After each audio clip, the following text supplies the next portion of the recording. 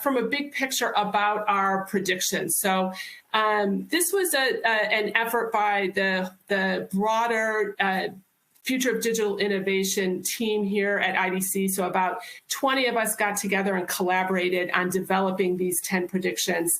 And again, we're not going to have time to get through all of them, but I wanted to talk you through this chart. We call this a bubble chart, where we plot the 10 predictions. And what we're attempting to show here is timing. So the horizontal axis shows the time in which we think that this prediction is really going to have an impact. And then the vertical axis looks at cost and complexity. So let me just talk you through a couple of these really quickly as examples. So number 2, you see in the top left, that was a prediction where we said that organizations that allocate more than 50% of their software development projects to customer-facing initiatives will see revenue grow 15% faster compared to those that are focusing more on internal projects.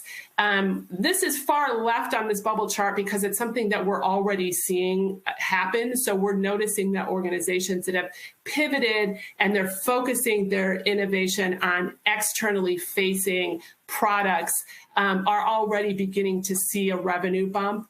And we put this high on the bubble chart because that it involves potentially some investments, and it can be complex. So if you're an organization, say, that has maybe done some software development in the past, but it's always been focused on maybe customizing enterprise software, and now you want to develop the software development capacity that allows you to build an externally facing product, that's a complex and potentially costly proposition. So that's why it's high up on the bubble chart.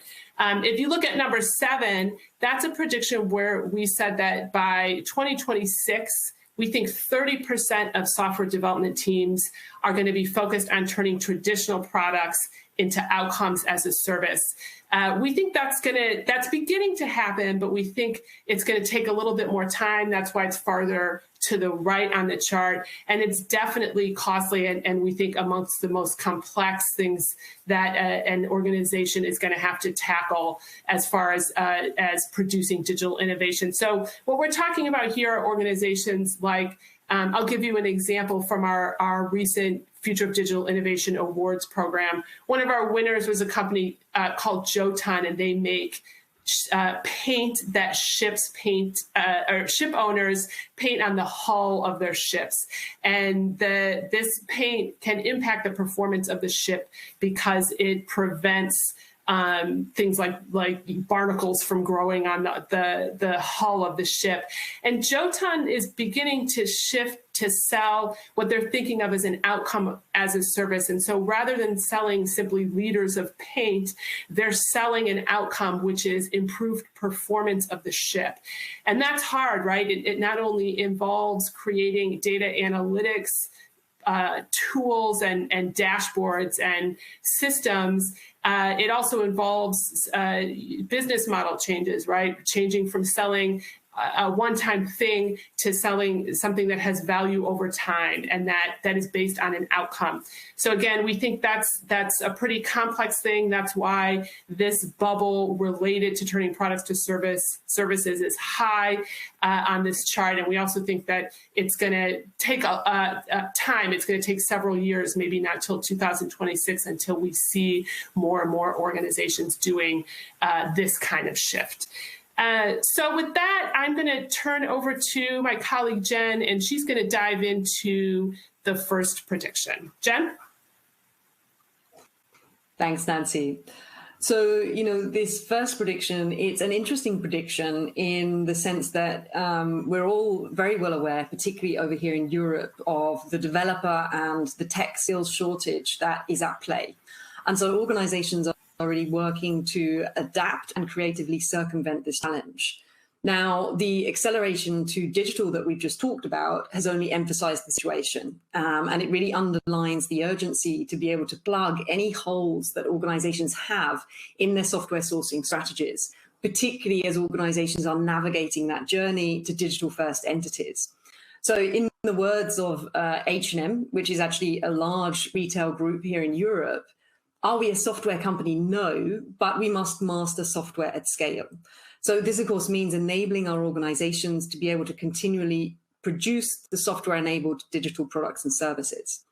So, of course, this impacts how sourcing strategies are changing. So what are our expectations for sourcing strategies, and how do we think these are going to change? So, of course, we're no strangers, and I'm sure a lot of you are no strangers to the growing presence and strength of cloud marketplaces, or the appetite for non-tech organizations to acquire tech startups. But the point that we want to highlight here is that we believe that 55% of global organizations will use cloud marketplaces and tech startup acquisitions as the most important approach to software sourcing in the next 3 years. And we'll see in a moment that this potentially has big implications on how we do things and how we anticipate that we're going to be doing things. So what we're really witnessing right now is a second wave of tech startup acquisitions. So the first wave was really driven by this need to kickstart digital transformation. And the second wave is really being driven by the need to increasingly infuse software into the core of our products and services. Now, to kind of think about this for a second, if we think about just the battles that are going on in auto tech, and how the likes of Volkswagen or BMW, they're looking for ways to take on the Teslas, the Intels, the Googles, and the Apples of this world. And there are figures out there that suggest that more than a fifth of automotive revenue is going to be software derived by 2030. This means we need to think about changing how we're doing things and what capabilities we're plugging into. Or we can think about the banking sector. And, you know, banks or traditional banks in Europe took part in a record 142 fintech deals last year during the pandemic. And this is really because they're really looking to produce better products and services. The next prediction that we wanted to talk to you guys about, this prediction has also been accelerated by the events of the past 18 months. And this is really saying that, you know, there is a need for organizations to be able to rethink their distribution models and their customer engagement strategies. There is the need to augment and even replace traditional customer interactions with more direct digital experiences. And this has really been accelerated across all organizations in all industries. And, you know, here the rationale for us is very clear. It's to build new, intimate customer relationships that support long-term value retention for the business.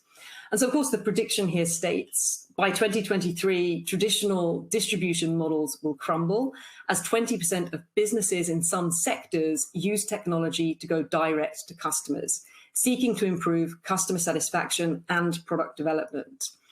So consumer goods organizations like Adidas, they're leading the way here. And we're going to discuss this example in a few minutes. But essentially, the consumer is integrated with the digital platform from the get-go. And this really enables consumers to be increasingly involved in the way that the products are ideated, designed, built, and distributed to market.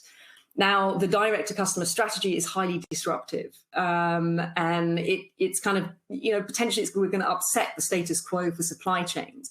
And it has a massive impact for sectors like retail, as well as other distribution businesses where the intermediary channel, or which is the intermediary channel between producers and customers. And so in the same way that Amazon really disrupted that consumer retail chain, including, if we look at now the groceries, this could do the same for B2B. So if we ask ourselves, what does this mean from a technology point of view? Then, of course, you know, there are a lot of wheels that are already in motion in terms of laying that foundation for digital ones. But what this means is that there really needs to be a forging of a new and an enhanced relationship between IT and the business. To be able to get this right and go direct to the consumer, IT leaders have to align with the CEO in terms of their core business drivers and strategy. And with this shift to increasingly digital platforms and services and experiences, this really means that our release fitness and the speed with which we can get our products and services to market becomes imperative. And we need to be able to drive that continuous delivery behavior and make sure that system complexity doesn't become a barrier to software and digital innovation. So as our software engineering teams scale quickly, we need to focus on the right tactics to be able to manage that growth at scale. And we need to look at how we accelerate things like collaboration, DevOps and agile methodologies, data-driven insights. This means that the C-suite will need to start working across operations, supply chain, procurement, to be able to enable and smooth out any potential internal disruption that will be involved with going direct to the customer. And in the words of Adidas, this is going to require a big cultural shift, and also the ability to be able to empower a 10x mindset shift across the organization. Now, this 10x mindset shift has to be supported by a robust technology platform. It will be important to invest in centers of excellence and communities of practice for knowledge transfer, training, best practice identification. And of course, if we start to think about this from a tech standpoint, this means really ensuring digitization of the core, harmonizing data and processes through investments in cloud-based intelligent enterprise applications. Of course, for Adidas, this means the rollout of S/4HANA by 2025, but it also means investing in a software innovation engine to be able to build products at scale. And this is where that release fitness is key. We would need to look at the role of the SRE, as well as investments in observability, in governance and security within that delivery pipeline. So, of course, that elevates the role of value stream management.